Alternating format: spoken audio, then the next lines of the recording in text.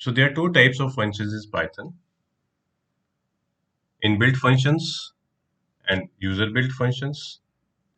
Inbuilt functions, we have seen many functions till now, namely print, sum. Python also allows users to create their own function based on their requirement.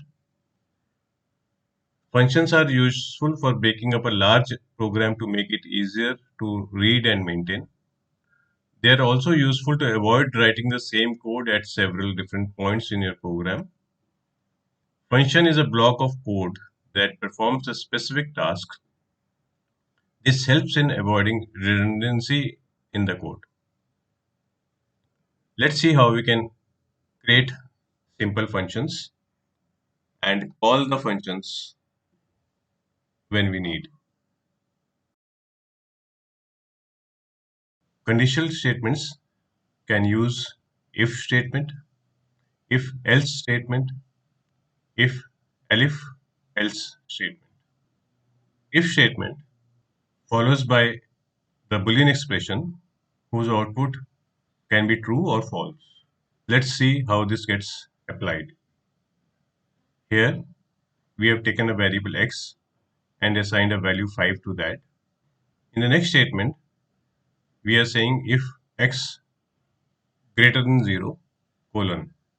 In this statement, we are checking whether x is greater than 0 or not.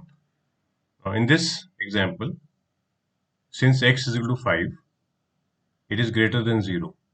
Since the output of this expression is true, in which case the next line, which is mentioned as a part of this if statement, which says print x is positive, this line will get executed. So here we see that if we execute this cell, then our output is x is positive. The data type of a value or variable is an attribute that tells what kind of data that value can have.